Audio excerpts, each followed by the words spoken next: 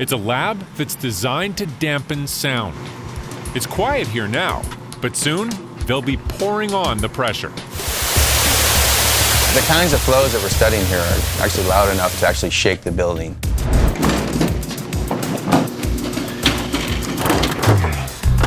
They're rigging for the first rocket test of its kind. We start with the plate here. An experiment that could save astronauts' lives. Andreas, do you want to unplug that microphone? So take care, here are the nozzles.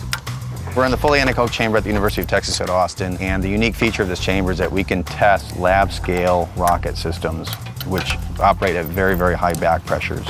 It allows us to understand the sound produced by these types of engines. Those wedges are designed to absorb that sound. So when we place microphones in here, we're actually doing measurements of the sound produced by that rocket system. Some of the sounds a rocket makes are powerful enough to destroy the rocket and its launch pad. Today, Charles Tinney and his team are trying to understand those acoustics to make sure a new rocket can handle the punishment. These 4 scaled-down nozzles simulate the engines of a rocket that NASA wants to build, the Space Launch System. Bigger and more powerful than the Saturn V moon rocket, it's designed to carry humans, so the team's work is crucial. The most detrimental effect of these acoustic waves is that they can actually propagate up through the structure, excite the structure, destroy payload, and even harm the crew. The SLS will produce more thrust than 31 jumbo jets. Much of that muscle will come from veteran NASA technology, the main engine from the space shuttle. It's a very high-performing engine, especially at high altitudes. The difficulty, however, is that during the launch process, which is at sea level conditions, there's a lot of unsteady events that occur during the startup process of that engine. That causes a unique, potentially dangerous acoustic effect that the SLS will inherit. It lasts just half a second. When these things fire up, they produce a massive amount of energy that acts on the backside of this vehicle. Think of this on the order of, let's say, 3 or 4 Mack trucks.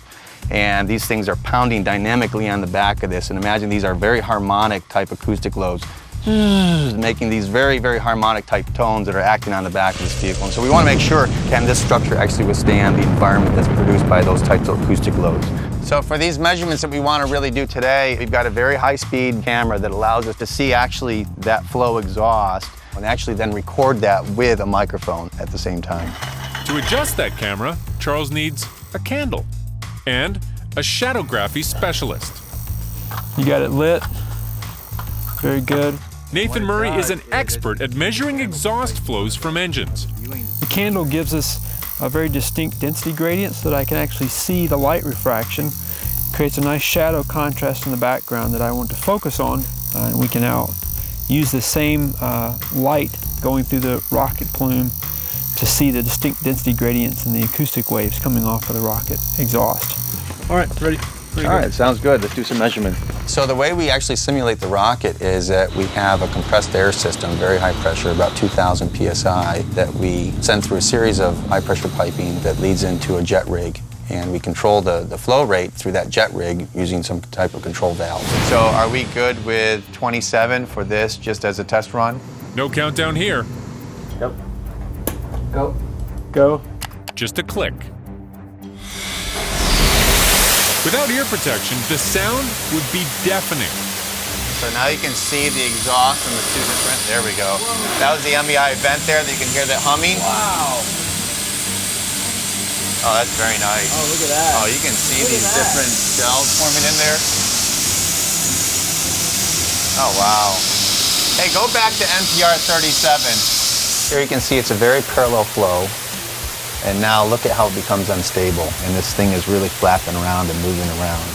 And so that's the event, the very important event that's of interest for this. And you can even see more faintly, but still very dynamic, these acoustic waves that are propagating back upstream to the base heat shield. Happy? Very happy. Okay, let's shut it down. We're losing tank pressure. Later, the team will match the shadowgraphy to the sound data to build a detailed model of the physics at work here.